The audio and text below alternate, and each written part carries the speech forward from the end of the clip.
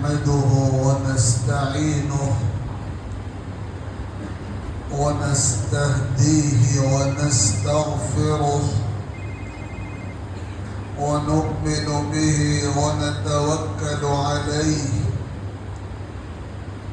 ونعوذ بالله من شرور أنفسنا ومن سيئات أعمالنا من يهده الله فلا مضل له ومن يضلله فلا هادي له ونشهد أن لا إله إلا الله وحده لا شريك له ونشهد أن سيدنا ونبينا وحبيبنا وشفيعنا وإمامنا ومولانا وأسوتنا وقدوتنا محمدا عبده ورسوله صلى الله تبارك وتعالى عليه وعلى آله وأصحابه وبارك وسلم تسليما كثيرا كثيرا. أما بعد فأعوذ بالله من الشيطان الرجيم. بسم الله الرحمن الرحيم. لقد كان لكم في رسول الله أسوة حسنة لمن كان يرجو الله واليوم الآخر وذكر الله كثيرا. ولما رأى المؤمنون الأحزاب قالوا هذا ما وعدنا الله ورسوله وصدق الله ورسوله وما زادهم إلا إيمانا وتسليما. من المؤمنين رجال صدقوا ما عاهدوا الله عليه فمنهم من قضى نحبه ومنهم من ينتظر وما بدلوا تبديلا. صدق الله ربنا العلي العظيم.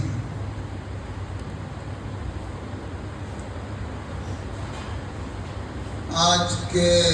اس بابرکت اجلاس کے صدر عالی قدر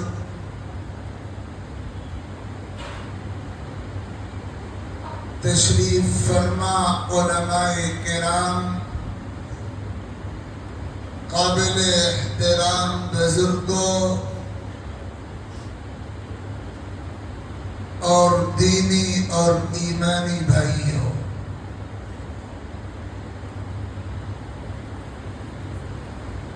ہم سب کے لیے یہ موقع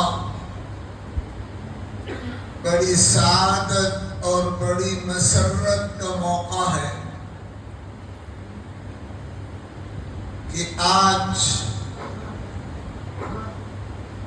ربیع الاول کی اس بابرکت تاریخ میں اللہ کے اس پاکیزہ گھر میں اور دین اور علم دین کی قابل قدر عظیم خدمات انجام دینے والے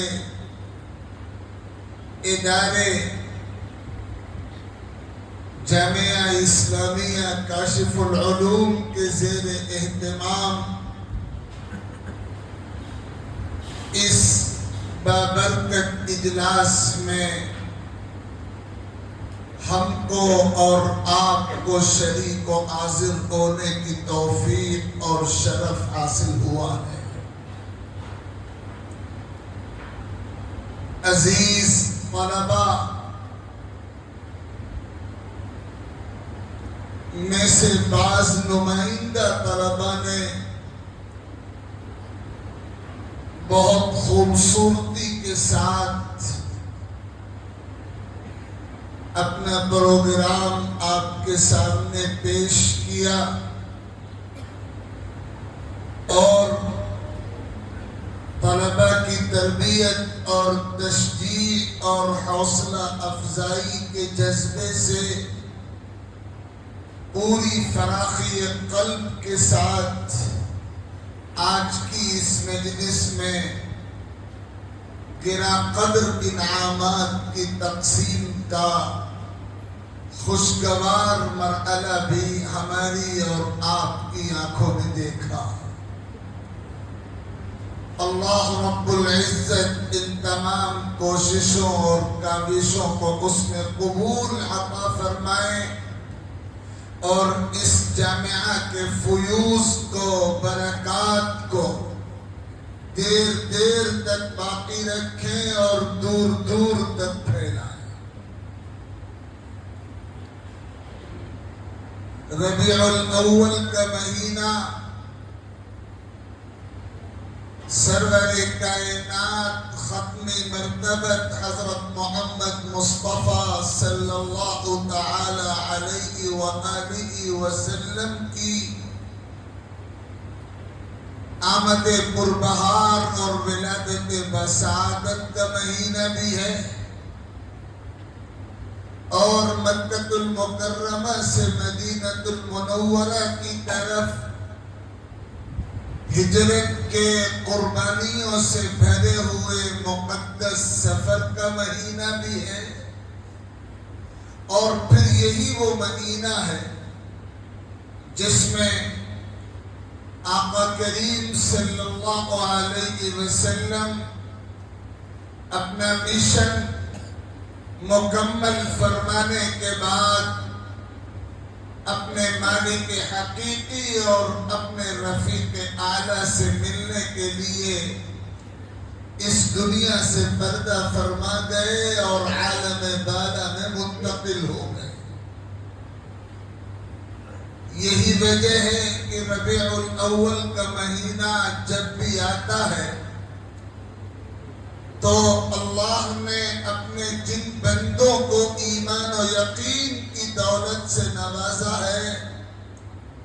ان کے دلوں میں، ان کے سینوں میں عشق رسول اور عقیدت رسول صلی اللہ علیہ وسلم کے چراغ پہلے سے کہیں زیادہ روشن ہو جاتے ہیں، اور یہی وہ چراغ ہے جس کی روشنی ہماری پوری زندگی کے لیے اصل روح اور اس دین کا کام کرتی ہے۔ اللہ تعالیٰ زندگی کی آخری سانس تک عشق رسول کی یہ کیفیات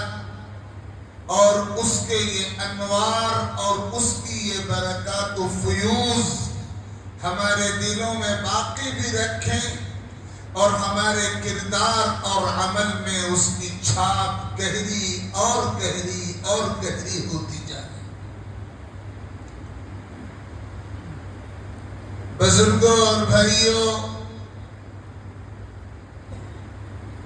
حضور اکرم علیہ الصلاۃ والسلام کی سیرت کا تذکرہ جب بھی کسی مجلس میں ہوتا ہے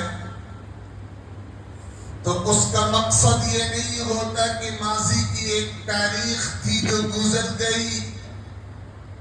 اور ریکارڈ کے طور پر وہ تاریخ ذکر کر دی جائے، نقل کر دی جائے، سنا دی جائے اور بیان کر دی جائے۔ آقا کریم صلی اللہ علیہ وسلم کی سیرت ماضی کی داستان نہیں ہے، یہ ہمارے حال کی اصلاح اور ہمارے مستقبل کے انقلاب کا پیغام ہے۔ اس لیے سیرت نبویہ کی اس مجلس میں اپنی گفتگو کے اس آغاز میں میں سب سے پہلے اپنے آپ کو اور آپ سبھی صاحبان کو مخاطب کر کے یہ بات عرض کر دینا چاہتا ہوں کہ ہم اپنے ذہن اور اپنے فکر کے زاویے کو اس حوالے سے بالکل درست کر لیں اور یہ حقیقت اپنے دلوں میں بٹھا لیں کہ ہم آقا کریم صلی اللہ علیہ وسلم کے ذکر جمیل کی اس بابرکت مجلس میں ماضی کی کسی داستان کا تذکرہ سننے کے جذبے سے نہیں آئے ہیں، بلکہ اپنے مستقبل کی انقلابی صورتحال کی اصلاح کے لیے اور اپنے حال کی اصلاح کے لیے اپنے آپ کو سنوارنے، بنانے اور اپنے آپ کو راہ راست پر لانے اور جو کردار ہم سے مطلوب ہے اس کردار کو ادا کرنے کا جذبہ پیدا کرنے اور اس حوالے سے بیداری اور شعور پیدا کرنے کے جذبے سے یہاں اکٹھا۔ ہماری خوش قسمتی ہے کہ اللہ تعالیٰ نے ہمارا رشتہ ایسے نبی محترم سے جوڑ دیا ہے اور ہمیں ایسے رہبر کی غلامی اور ایسے رہنما کی غلامی اور ایسے قائد اور ایسے مصلح اور ایسے معلم اور ایسے مربی اور ایسے مزکی کی غلامی حاصل ہے جن کو نبیوں کا سردار بنایا گیا، جن کو کائنات کا سب سے برگزیدہ انسان بنایا گیا اور جن کے سر پر امامت کا تاج رکھا گیا اور جن کی نبوت ہر زمان اور ہر جگہ کے لیے رکھی گئی، پورے عالم اور پوری کائنات کے لیے اور جن و انس کے لیے اور صبح قیامت تک کے لیے رکھی گئی، اور انہی کی زبانی قرآن کے الفاظ میں یہ اعلان کرا دیا گیا، قُلْ يَا أَيُّهَا النَّاسِ إِنِّي رَسُولُ اللَّهِ إِلَيْكُمْ جَمِيعًا۔ اے نبی اعلان کر دیجئے، اے انسانوں، میں تم سب کی طرف اللہ کا پیغام لے کر آیا ہوں۔ اللہ تعالیٰ نے حق کا پیغام میرے ذریعے تم سب تک پہنچایا ہے، مشرق کے انسان ہو یا مغرب کے، شمال کے ہوں یا جنوب کے، عرب کے ہوں یا عجم کے، امیر ہوں یا غریب، ان کی زبان کوئی ہو، ان کا نسب کوئی ہو، ان کا وطن کوئی ہو، ان کا رنگ کوئی ہو، ان کا جغرافیہ کوئی ہو، ان کا کلچر کوئی ہو،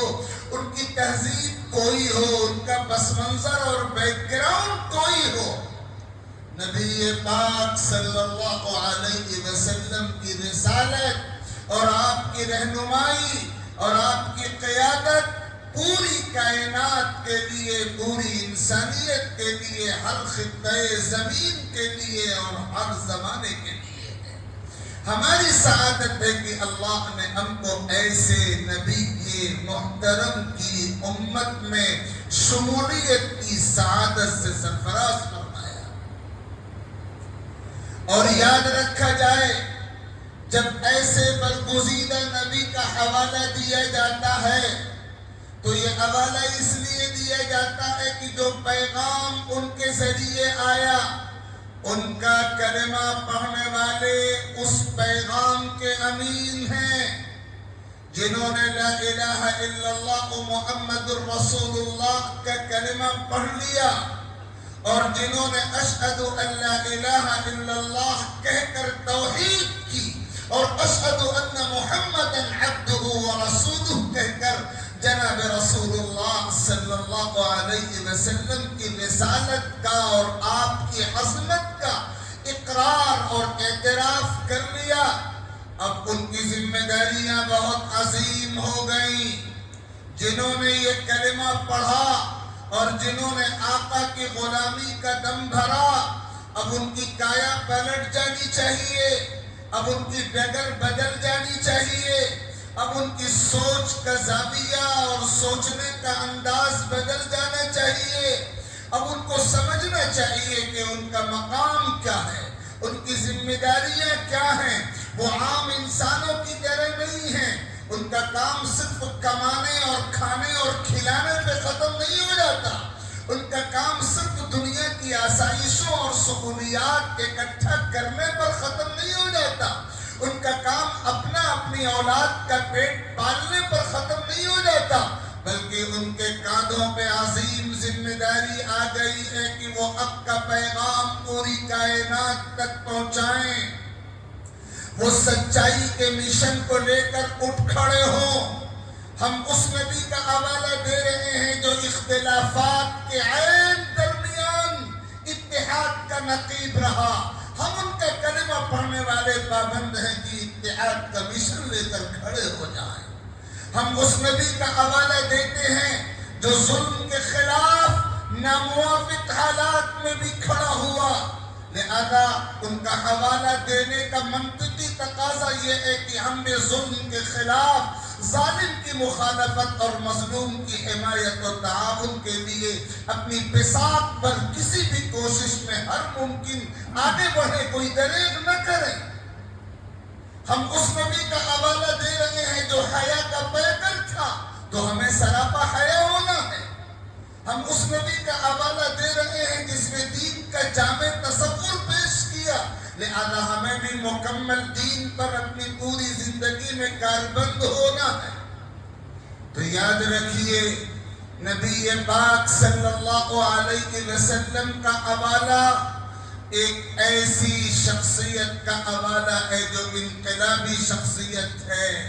اور اس حوالے کا معنی اور اس حوالے کا تقاضا یہ ہے کہ ہم اپنی زندگی کی ڈگر بدلنے کا فیصلہ کر لیں۔ اب تک جو غفلتیں ہوئی سو ہوئی، اب ہمیں بیدار ہو جانا چاہیے۔ اب تک جو کوتاہیاں ہوئی سو ہوئی، اب ہمیں اپنی کوتاہیوں سے توبہ کر کے اپنا کردار، مطلوب کردار، جو ذمہ داریاں ہمارے کاندھوں پہ ڈالی گئی ہیں، ان ذمہ داریوں کو ادا کرنے کے لیے کھڑا ہو جانا چاہیے۔ یاد رکھیے گا، میں جو خاص بنیادی باتیں مختصر سے وقت میں آج کی اس مجلس میں آپ کے سامنے عرض کرنا چاہتا ہوں۔ آج کے موجودہ حالات میں جناب رسول اللہ صلی اللہ علیہ وسلم کی سیرت کا پہلا اور سب سے زندہ پیغام نبی کے تمام غلاموں کے نام۔ ہماری عزت ہے کہ ہم نبی کے غلام ہیں، ہماری عظمت ہے کہ ہم نبی کے غلام ہیں، اور کہنے والے نے بالکل صحیح کہا ہے، ہم غلامان محمد ہیں، اجالوں کے سفیر۔ ہم نے ہر دور میں ظلمت سے بغاوت کی ہے۔ دوستو، یوں تو مسلمان ہو تم بھی ہم بھی، بات پابندی آئین شریعت کی ہے، بس وہ معیار محبت پہ کھڑا اترا ہے جس نے سرداج رسالت کی اطاعت کی ہے۔ معتبر دین ہی اس کا ہے، نعیمہ زاہد جس نے فرمان رسالت سے بغاوت کی ہے۔ ہم حضور پاک صلی اللہ علیہ وسلم کے غلام ہیں، اور اسی غلامی پر جینا اور اسی غلامی پر مرنا اور روز محشر اسی غلامی پر اٹھنا اور انہی کے غلاموں کے دلوں میں جنت میں داخل ہو جانا ہماری سب سے بڑی تمنا اور آرزو۔ نبی پاک صلی اللہ علیہ وسلم کے غلاموں کے نام، میرے اور آپ کے نام، حضور اکرم علیہ الصلوۃ کی سیرت کا سب سے زندہ پیغام، سب سے انقلابی پیغام آج کے حالات میں یہ ہے کہ ہم اپنے ایمان اور اپنے یقین کی حفاظت کے لیے 24 گھنٹے چوکنا رہتے ہیں۔ وہ ایمان جو نبی کے واسطے سے ہم کو ملا، آپ تصور کیجئے اگر نبی پاک نہ ہوتے تو یہ کائنات نہ ہوتی۔ انہی کی برکت ہے کائنات وجود میں آئی، انہی کا طفیل ہے ہمیں دنیا میں آنے کا مقصد معلوم ہوا، انہی کی برکت ہے کہ ہمیں ایمان کی دولت ملی، جو ایمان نبی اکرم صلی اللہ علیہ وسلم کی برکت سے، ان کے توسط سے، ان کے طفیل سے ہم کو ملا ہے، آج اسی ایمان پر نقب زنی کی کوشش تمام باطل طاقتیں کر رہی ہیں۔ اس ایمان کو بچانے کی فکر کرنا، ہم لاکھ کلمہ پڑھتے رہیں اور لاکھ نبی کی غلامی کا اعلان کرتے رہیں، اگر ہم اپنا ایمان بچانے میں کامیاب نہیں ہوئے تو ایسی غلامی کی کوئی قیمت اللہ کے دربار میں نہیں، نبی کا حوالہ دینے کی کوئی قیمت اللہ کے دربار میں نہیں ہوگی اگر ہم اسی ایمان کو بچانے میں کامیاب نہیں ہو سکے جو ایمان نبی پاک علیہ الصلوۃ والسلام کے طفیل میں ملا ہے۔ نبی پاک صلی اللہ علیہ وسلم کی محنت کا اصل موضوع ہی ایمان ہے، ان کی پہلی اور آخری دعوت ہی ایمان ہے۔ وَلَقَدْ بَعَثْنَا فِي كُلِّ أُمَّةٍ رَسُولًا أَنِ اعْبُدُوا اللَّهَ وَاجْتَنِبُوا الطَّاغُوتَ۔ اللہ تعالیٰ فرماتے ہیں ہم نے ہر قوم میں پیغمبر بھیجا اور ہر پیغمبر کا پہلا پیغام اپنی قوم کے نام یہی رہا، ایک اللہ کی عبادت کرو اور غیر اللہ کے سامنے سر جھکانے سے بچ جاؤ، باطل کی غلامی سے بچو۔ ایمان پہلی اور آخری دعوت ہے ہر نبی کی، اور نبی اکرم صلی اللہ علیہ وسلم تو جو دین لائے تھے الاسلام، وہ بالکل آخری اور قطعی اور حتمی اور فائنل اور ناقابل تبدیل ایڈیشن تھا اس حق کا جو حق اللہ تعالیٰ نے حضرت آدم پر اتارا تھا۔ اس لیے نبی اکرم صلی اللہ علیہ وسلم نے جس ایمان کو اپنی دعوت کا اصل موضوع زندگی بھر بنائے رکھا، مکہ المکرمہ میں بھی، مدینہ المنورہ میں بھی، نارمل حالات میں بھی، ایمرجنسی حالات میں بھی، سفر میں بھی، حضر میں بھی، اپنوں کے درمیان بھی، بیگانوں کے درمیان بھی، اس ایمان کی حفاظت نبی کے نام لیوا غلاموں کی سب سے پہلی ڈیوٹی ہے، سب سے پہلی ذمہ داری۔ اور خاص طور پر ان حالات میں جب پوری دنیا کا باطل آپ کے دلوں سے ایمان کی شمع بجھا دینے کی سازش کر رہا ہے، پوری دنیا کا باطل ایک جگہ متحد ہے اور اس کا مشن ہے اہل ایمان کو ایمان سے محروم کر دینا، آپ کے ایمان کی بنیادیں کھلچ دی جائیں، آپ کی نسلوں کا ایمان سلامت نہ رہے، گھروں کی مستورات کا ایمان سلامت نہ رہے، نوجوان ایمان کے راستے سے ہٹ جائیں اور دور ہو جائیں اور بکھر جائیں اور پلٹ جائیں اور بگڑ اٹھیں۔ اس مشن پہ کام ہو رہا ہے، آپ سب شعور رکھنے والے افراد ہیں، ذرا اپنے گرد و پیش کے حالات کو دیکھیے، دنیا کا رخ کیا ہے، آپ کے ملک کا رخ کیا ہے۔ شاعر نے اسی لیے متوجہ کیا تھا، اٹھو ورنہ عشر نہ ہوگا پھر کبھی، دوڑو زمانہ چال قیامت کی چل گیا۔ پوری دنیا کی ابلیسی طاقتیں باطل ایک پلیٹ فارم پر متحد ہے اور ان کا اتحاد صرف غلامان مصطفیٰ کے سینوں سے ایمان کی نعمت ختم کر دینے کے مقصد سے، اور پورا پروگرام سیٹ کیا ہے انہوں نے، ایسا تعلیمی نظام، ایسا معاملات کا نظام، ایسا معاشرتی نظام دنیا پر مسلط کیا گیا کہ اس نظام کے سائے میں نہ ایمان بچتا ہے، نہ کردار بچتا ہے، نہ یقین بچتا ہے، نہ عقیدہ بچتا ہے، نہ اخلاق بچتے ہیں، نہ کردار کی پاکیزگی بچتی ہے۔ ان حالات میں ہم اور آپ جی رہے ہیں۔ مجھے جہاں موقع ملتا ہے میں یہ بات ضرور عرض کرتا ہوں کہ میرے بھائیوں بزرگوں، ہم اور آپ نارمل حالات میں نہیں ہیں۔ ملتوں کی تاریخ میں دو طرح کے حالات آتے ہیں، کبھی نارمل حالات ہوتے ہیں، ان حالات کے تقاضے الگ ہوتے ہیں، اور کبھی ایمرجنسی حالات ہوتے ہیں، ان حالات کے تقاضے الگ ہوتے ہیں۔ ہندوستان میں بسنے والی ملت اسلامیہ خاص طور پر اپنی طویل اور روشن تاریخ کے اس موڑ پر ہے کہ ایک ایمرجنسی صورتحال ہے، کرائسس کی صورتحال ہے، ایمان اور کردار کے حوالے سے۔ ہم ایک ایسے دورائے پر کھڑے ہیں جس کا ایک راستہ تو ایمان و یقین کی طرف جا رہا ہے، خطرات سے گھرا ہوا، رکاوٹوں سے گھرا ہوا، قربانیوں کا مطالبہ کرنے والا، ہمیشہ چوکنا رہنے کا تقاضا کرنے والا،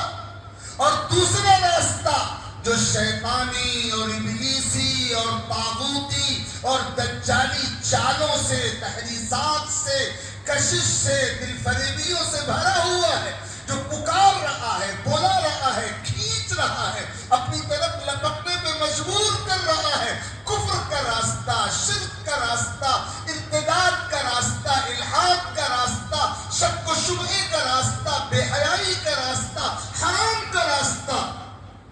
اور ہماری بدنصیبی ہے کہ ہماری صفوں سے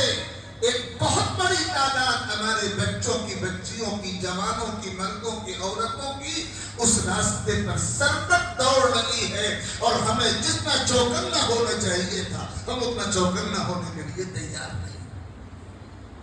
ان حالات سے امت دو چار ہے۔ اگر آپ دیکھیں کہ یہ ربیع الاول 1446 ہجری، جس کی 12ویں تاریخ کو آج آپ اس بابرکت مجلس میں، سیرت کی مجلس میں اور اس بابرکت مسجد میں تشریف فرما ہے، ہم اس ربیع الاول کا استقبال کس ایمرجنسی صورتحال میں کر رہے ہیں؟ کیا فضا ہے ہمارے اوپر چھائی ہوئی؟ کون سا ماحول ہے جس نے ہم کو چاروں طرف سے گھیر رکھا ہے؟ ایمان اور یقین پر خطرات کے بادل منڈلا رہے ہیں۔ ایمان کے رہزن اور یقین کے دشمن اور عقیدہ برحق کے لٹیرے پوری طاقت کے ساتھ سرگرم ہیں۔ انہوں نے سر سے لے کر پیر تک، ایڑی سے لے کر چوٹی تک زور لگا دیا ہے ہم کو ایمان سے محروم کر دینے کا، ہماری نسلوں کو ایمان سے خالی کر دینے کا۔ اور ہمیں جس طرح اس فتنے کا مقابلہ کرنے کے لیے بالکل الرٹ اور چوکنا اور فکر مند ہونا چاہیے تھا، افسوس کا مقام ہے کہ ہم اس درجہ فکر مندی کا مظاہرہ نہیں کر رہے۔ اس لیے میں آپ کی خدمت میں یہ بات بڑی اہمیت کے ساتھ عرض کر رہا ہوں۔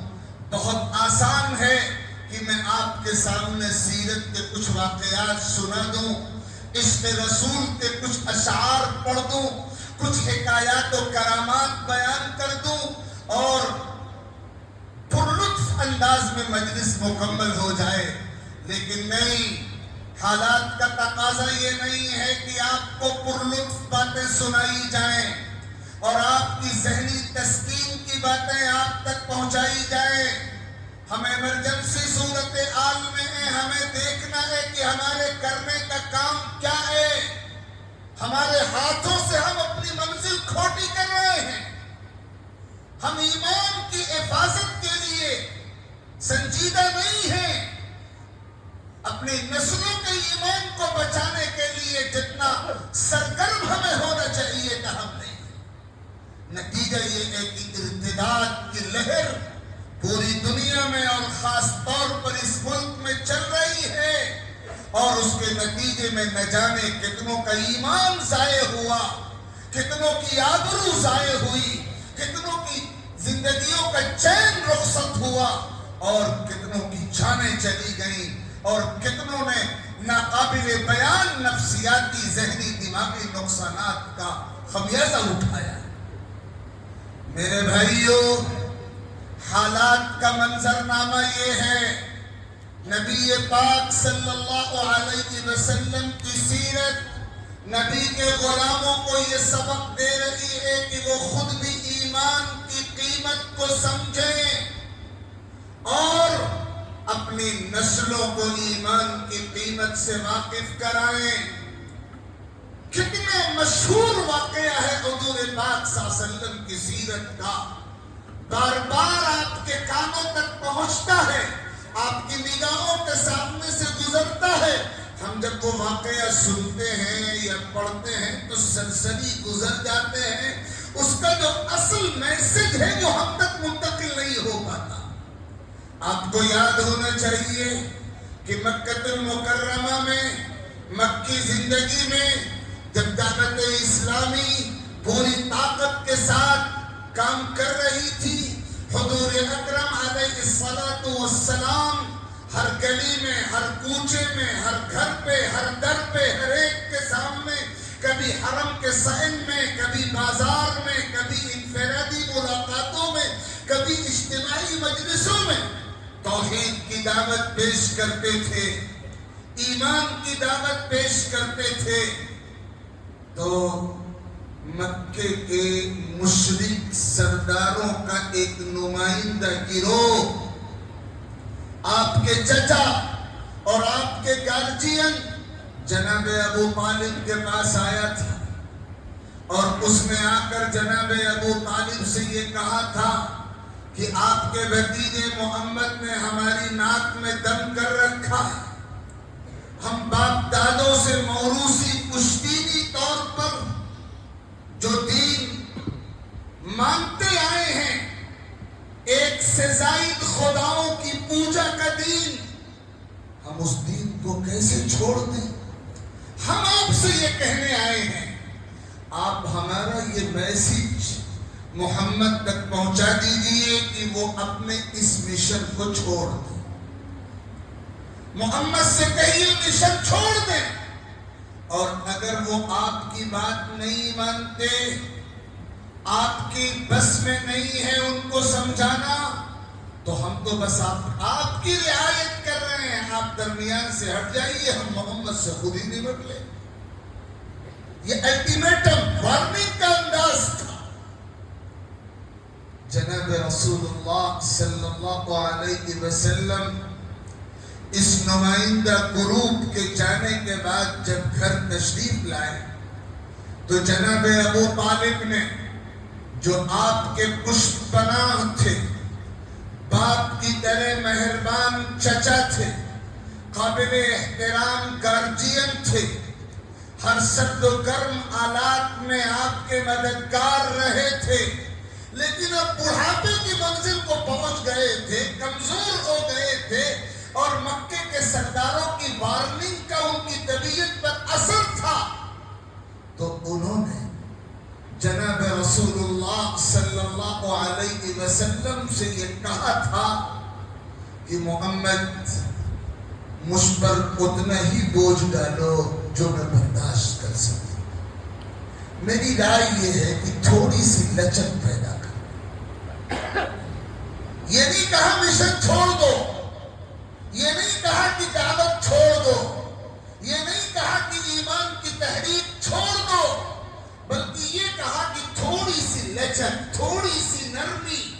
تھوڑا سا کمپرومائز کا مزاج بناؤ۔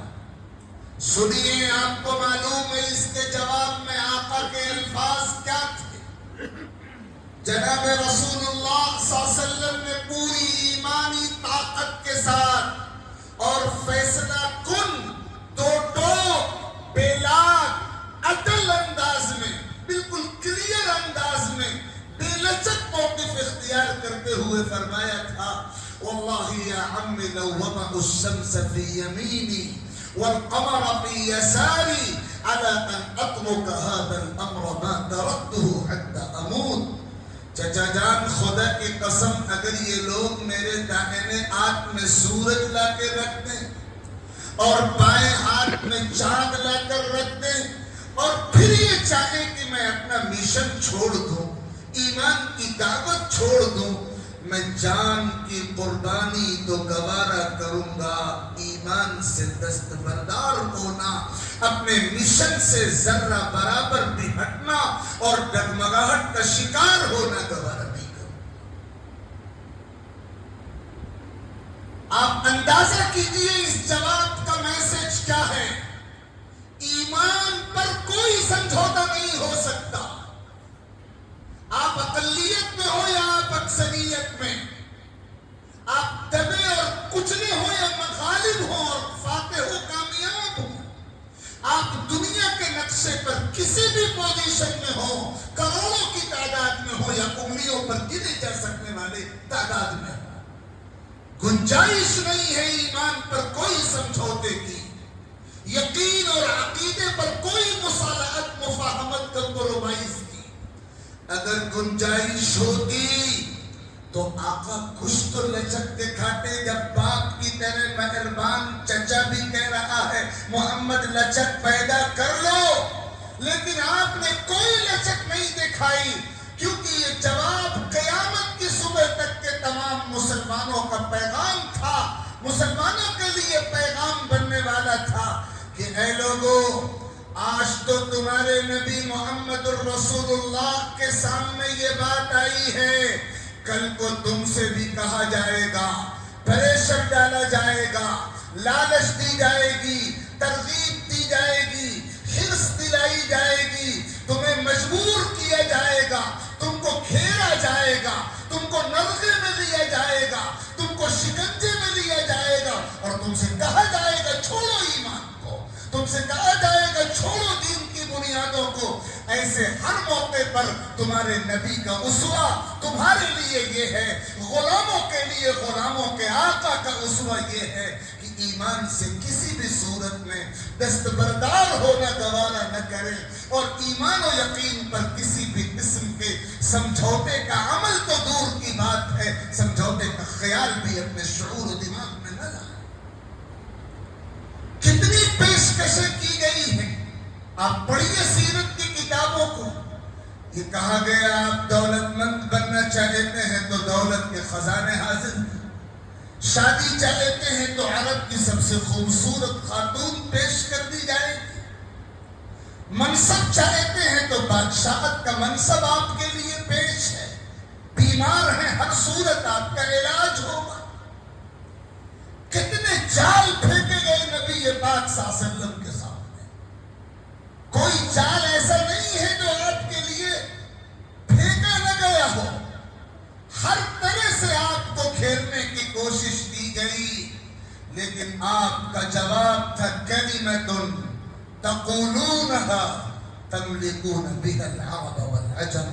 میں تو اس کلمے کی دعوت دے رہا ہوں کہ جو اس کلمے کو کہتا ہے، جو اس کلمے کو قبول کرتا ہے، وہ غالب ہوتا ہے، فاتح ہوتا ہے، کامیاب ہوتا ہے، وہ اللہ تعالیٰ کا محبوب اور چہیتا بن جاتا ہے۔ اس دعوت پر حضور اکرم صلی اللہ علیہ وسلم نے اپنے آپ کو لگائے رکھا، اور پھر نبی کے غلاموں نے ہر دور میں ایمان کے لیے یہی بے لچک انداز اختیار کیے رکھا۔ آقا دنیا سے پردہ فرما گئے ہیں، سیدنا صدیق اکبر خلیفۃ المسلمین بنے ہیں، اور خبر آئی ہے ایک علاقے کے لوگوں کی طرف سے کہ وہ ارتداد کے شکار ہو گئے، جھوٹے نبوت کے دعوے دار کے پیروکار بن گئے ہیں،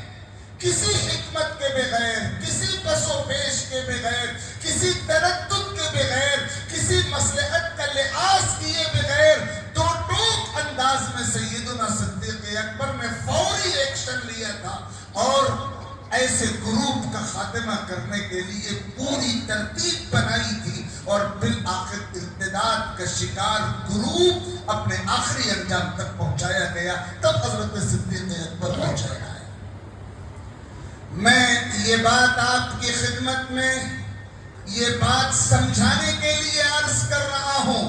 خدا کے واسطے یہ سمجھیے کہ ایمان کتنی قیمتی دولت ہے،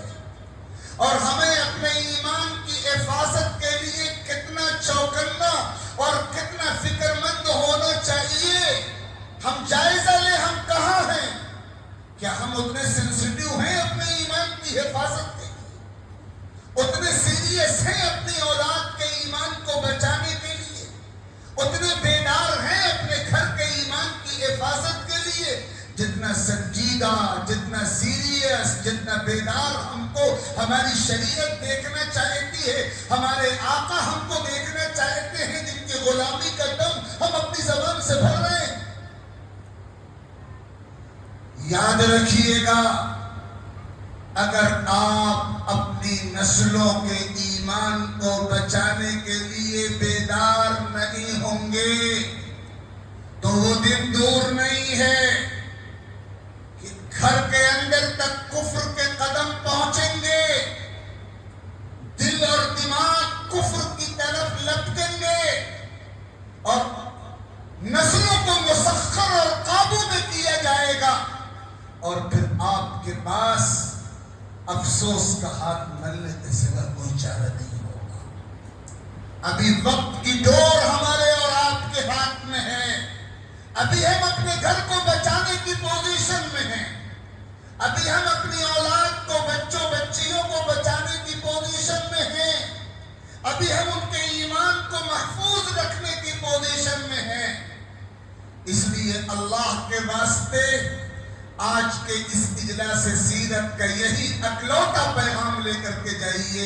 کہ اپنے گھر والوں کے ایمان کو بچانے پر فوکس کرنا ہے، پوری انرجی اسی پہ صرف کرنی ہے، پوری طاقت اسی پہ لگانی ہے، اور اس کے لیے سب سے پہلا کام آپ کو یہ کرنا پڑے گا، سب سے پہلا کام اپنے بچوں کی بنیادی دینی قرآنی مستحکم ٹھوس تعلیم کا انتظام کریں۔ آپ میں سے جنہوں نے یہ نظم بنایا ہے بہت مبارک ہے، لیکن جن گارجینس نے اور جن والدین نے اپنے بچوں کے لیے ابھی مضبوط اور مستحکم دینی اور قرآنی تعلیم کا انتظام نہیں کیا ہے، انہیں ایک لمحے کی تاخیر کیے بغیر یہ کام فرض عین سمجھ کر ابھی شروع کر دینا چاہیے۔ اولاد کو قرآن کی تعلیم دلائے بغیر، دین کی بیسک باتوں کی تعلیم کا انتظام کیے بغیر اولاد کا ایمان نہیں بچایا جا سکتا۔ شرک کا ماحول ہے، ایمان سوز ماحول ہے، کفر کا ماحول ہے، ارتداد کی لہریں تیزی کے ساتھ ہیں، کفر کا طوفان پوری طاقت کے ساتھ اچھل کود کر رہا ہے، باطل بیدار ہے، متحرک ہے، ایکٹیو ہے، مشن میں لگا ہوا ہے۔ ہم غفلتوں کے ساتھ مقابلہ نہیں کر سکیں گے اس کا، ہمیں بیدار ہونا پڑے گا۔ اپنے بچوں کو مدرسے میں داخل کرائیے یا مت کرائیے، اپنے بچوں کی قرآنی اور دینی تعلیم کا انتظام کریے، یہ آپ کا فرض ہے۔ جب یہ بات کہی جاتی ہے مدرسے کے ماحول میں تو اس کے معنی یہ نہیں ہوتے کہ مدرسے میں داخلے کی تشکیل ہو رہی ہے، ہرگز نہیں۔ یہ آپ کی ہمت ہے، مدرسے میں داخل کرائیں یا مت کرائیں، ان کی دینی قرآنی تعلیم کا مستحکم انتظام آپ کی ڈیوٹی ہے، نماز و روزے کی طرح آپ پر فرض عین ہے۔ یہ آپ نہیں کریں گے تو اپنی آخرت بھی آپ برباد کریں گے، اپنی نسلوں کو بھی آپ دوسروں کا لقمہ بنائیں گے، دوسروں کا شکار بنائیں گے۔ تو پہلا کام تو یہ کرنے کا ہے،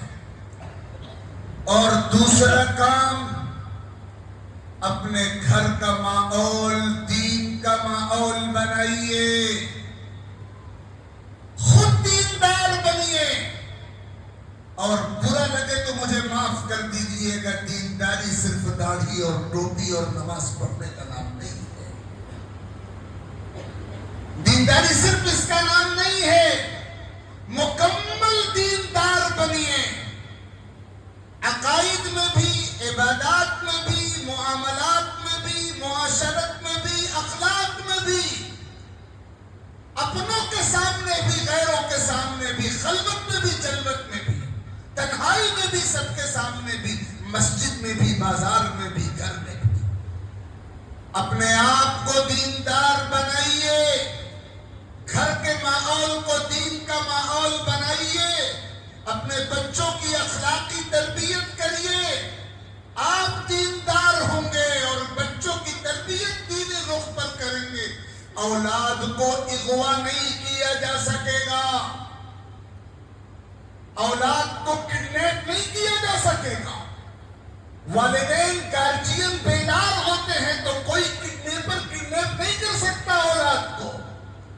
آپ ان کے ایمان کی حفاظت کے لیے بیدار ہوں گے تو باطل کبھی بھی ان کے ایمان کو اغوا نہیں کر سکے گا۔ ہمارے بچے اغوا جب ہی ہوتے ہیں جب گھر کے ماحول میں ان کے ایمان کی حفاظت کا انتظام نہیں ہوتا۔ اگر آپ دیندار ہیں تو اولاد دیندار ہوگی، آپ سچ بولتے ہیں تو اولاد سچی ہوگی، آپ دیانتدار ہیں تو اولاد دیانتدار ہوگی، آپ فکر مند ہیں تو اولاد فکر مند ہوگی۔ کانٹے دار درخت سے کانٹے ہی ملتے ہیں، پھول نہیں ملتے۔ بے دینی کے ماحول میں دین کی حفاظت نہیں ہو سکتی۔ اپنے گھر کے ماحول کو دین کا ماحول بنائیے، اس کے بغیر آپ اپنی اولاد کو بچا نہیں سکیں گے۔ اور اسی تربیت میں یہ بات بھی شامل ہے جو میں تیسرے نمبر پہ آپ سے کہہ رہا ہوں، روزانہ اپنے گھروں میں مختلف پیرایوں میں ایمان کی عظمت اور کفر کی نفرت کے ٹاپک کو ڈسکس کیجئے۔ روزانہ یہ ٹاپک ڈسکس ہونا چاہیے۔ جو والدین روز یہ ٹاپک ڈسکس کرتے ہیں، اس پر گفتگو کرتے ہیں، ان کے گھر کے بچے ایمان کی عظمت کا نقش اپنے دل پہ لے لیتے ہیں، اور وہ نقش پھر کبھی کوئی طاقت کھرچ نہیں سکتی۔ اللہ نے ایمان کے نقش میں وہ قوت رکھی ہے کہ اسے کھرچا اور مٹایا نہیں جا سکتا، وہ پتھر کے نقش سے بھی زیادہ مضبوط ہوتا۔ میں افسوس کے ساتھ یہ بات کہنا چاہتا ہوں، مجھے اس کا زمینی اور میدانی تجربہ ہے کہ ہمارے گھروں میں دینی دنیاوی تمام ٹاپک ڈسکس ہوتے ہیں، ایمان کا ٹاپک ڈسکس نہیں ہوتا۔ اگر ہم نے کوئی حافظ صاحب، کوئی قاری صاحب، کوئی مولانا صاحب ٹیوشن کے طور پر متعین کیے ہیں، ان کی خدمات حاصل کی ہیں، تو مولانا صاحب آئے یا نہیں آئے، قرآن پڑھایا نہیں پڑھایا، سبق یاد تھا نہیں یاد تھا، ان کی خدمت ہوئی نہیں ہوئی، یہ سارے ٹاپک ڈسکس ہوتے ہیں گھر میں۔ نماز، بہت سے دیندار گھروں میں نماز کا ٹاپک ڈسکس ہوتا ہے، رمضان میں روزے کے موضوع پر بات ہوتی ہے، اور دیگر موضوعات پر بات ہوتی ہے، دینی موضوعات پر، دنیاوی موضوعات کی بات نہیں کرتا۔ لیکن دیندار افراد کے گھروں میں بھی ایمان اور کفر کا موضوع زیر بحث نہیں آتا۔ جو سب سے اول کام تھا اس کو ہم نے کسی لسٹ میں رکھا ہی نہیں۔ سب سے پہلے تو ایمان ہے، اس کے بعد ہی سب کچھ ہے۔ صحابہ فرماتے تھے تعلمنا الایمان ثم تعلمنا القرآن، ہم نے پہلے ایمان سیکھا پھر قرآن سیکھا۔ ایمان نمبر 1 پر ہے، ہم نے اس کو لسٹ میں کہیں رکھا ہی نہیں۔ ہونا تو یہ چاہیے تھا کہ ہم اپنے بچوں کے سامنے، بچیوں کے سامنے، گھر کے مردوں کے سامنے، مستورات کے سامنے روزانہ کسی نہ کسی پیرائے میں، کسی نہ کسی انداز سے اس موضوع کا ذکر کرتے کہ اس کائنات میں ایمان سے زیادہ قیمتی کوئی چیز نہیں ہے۔ ہر چیز کا الٹرنیٹ موجود ہے، ایمان کا کوئی بدل نہیں ہے۔ ہر دولت چھن جائے تو مل سکتی ہے، ایمان کی دولت اگر چھن گئی تو پھر ہاتھ نہیں آ سکتی۔ ایمان کی دولت پر بحث ہوتی کہ ایمان کی نعمت، یقین کی نعمت، توحید کی نعمت سب سے بڑی دولت ہے، اور کفر اور شرک اور ارتداد، عقیدے کا بگاڑ اس کائنات کی سب سے بڑی غلاظت ہے، سب سے بڑی گندگی ہے، سب سے بڑی نجاست ہے۔ یہ موضوع اگر آپ ڈسکس کریں گے، میں اللہ کے گھر میں اگر قسم کھاؤں تو ہرگز ہرگز ہرگز حامس نہیں ہوں گا کہ چند ہفتے اس موضوع کو ڈسکس کرنے کی برکت یہ ہوگی کہ آپ کی اولاد گھر والوں کے دلوں میں، دماغوں میں، ذہنوں میں ایمان کی عظمت کا اور کفر کی نفرت کا نقش ایسا جم کر بیٹھ جائے گا کہ پھر ہزار طوفان مخالف آئے، اس نقش کو مٹایا اور کھرچا نہیں جا سکے گا۔ حضور پاک صلی اللہ علیہ وسلم کی مجلس میں یہی نقش جمایا جاتا تھا۔ ہمارے اسلاف صحابہ سے لے کر ماضی قریب تک کے اسلاف نے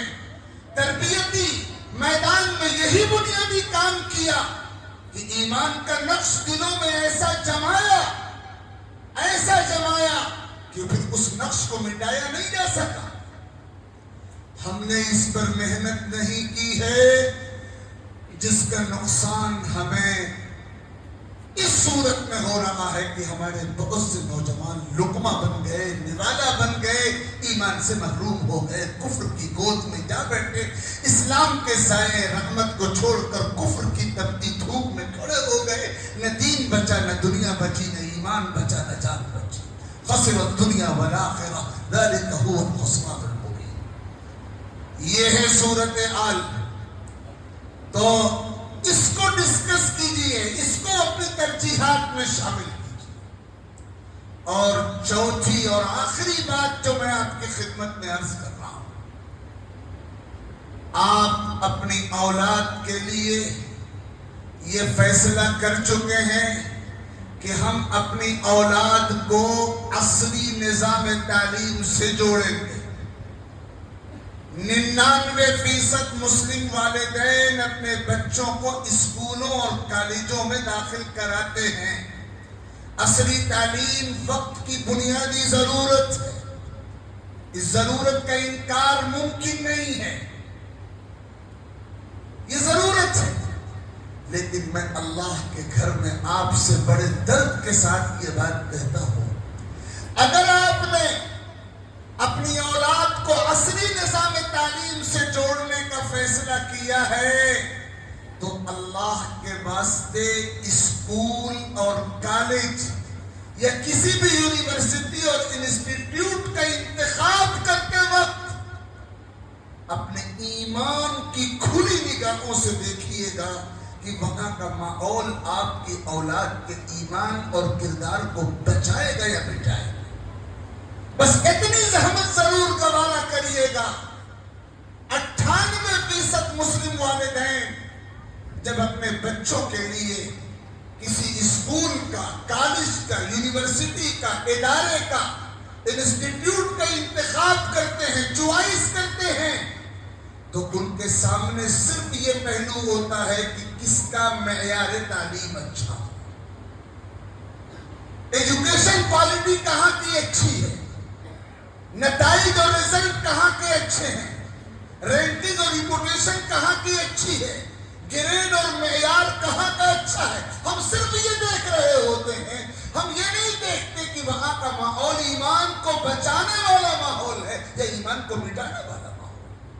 کردار کی حفاظت کرنے والا ماحول ہے یا کردار کو تلپٹ کر دینے والا ماحول۔ اللہ کے واسطے اپنی اولاد کے آپ خیر خواہ ہیں تو یہی دیکھیے گا کہ ایمان بچے گا اور کردار بچے گا یا نہیں۔ معیار پہ سمجھوتا کر لیجئے، تعلیم کی کوالٹی پر کمپرومائز کر لیجئے، اللہ کے واسطے ایمان پر کوئی کمپرومائز مت کیجئے، کردار پر کوئی کمپرومائز مت کیجئے۔ اس سے بڑا بدنصیب کون ہوگا جو تعلیم کے معیار پر تو کمپرومائز کرنے کے لیے تیار نہ ہو اور ایمان اور کردار کو داؤں پر لگا دے۔ یہ تو بدترین چیز کا انتخاب ہے اور یہ بدنصیبی کی علامت ہے۔ تو اللہ کے واسطے کسی بھی عصری تعلیمی ادارے کو منتخب کرتے وقت ایمان کی کھلی آنکھوں سے یہ دیکھنا ہے کہ وہاں کا ماحول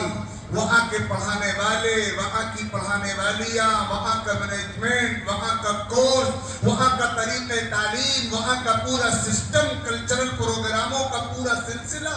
وہاں کا پورا ماحول، پوری فضا ہماری بچوں اور بچیوں کے ایمان اور کردار کو بچانے والی ہے یا مٹانے والی؟ اس پہلو کو نگاہ میں رکھیے۔ یہ 4 بنیادی کام ہیں۔ مضمون بہت لمبا ہے، باتیں اور بھی ہو سکتی ہیں، لیکن میں آقا کریم صلی اللہ علیہ وسلم کی سیرت کے سب سے لیٹسٹ، سب سے موجودہ، بنیادی، زندہ، اولین ضروری پیغام کی طرف متوجہ کرنے کے لیے عرض کرتا ہوں، اس ایمان کو بچائیے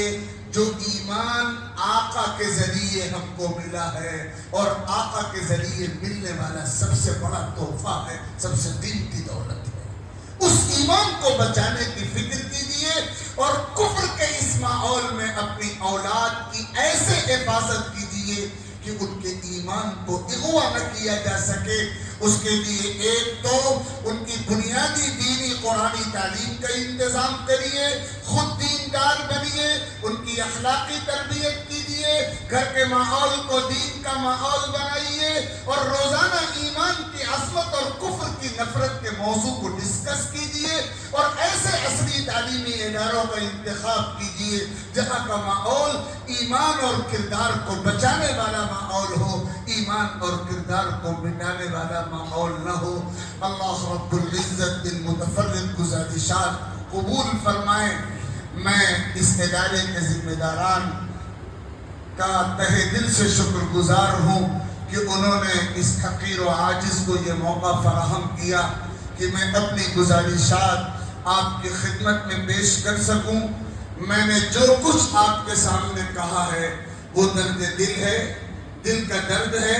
حالات کا تقاضا ہے، ہماری اولین ذمہ داری ہے، ہمارا بنیادی مشن ہے۔ میں یہ سمجھتا ہوں اگر ہم میں سے چند افراد بھی اس سلسلے میں فکر مند ہو جائیں گے تو آج کی یہ مجلس اصول ہو جائے گی، سود مند ہو جائے گی۔ اللہ تعالیٰ ان گزارشات کو قبول فرمائیں، کہنے والے اس گنہگار کو بھی عمل کی دولت عطا فرمائیں، اور آپ سب صاحبان کو عمل کی دولت سے مالا مال فرمائیں۔ ہمارا اور ہماری نسلوں کا جینا بھی ایمان پر اور مرنا بھی ایمان پر مقدر فرمائیں۔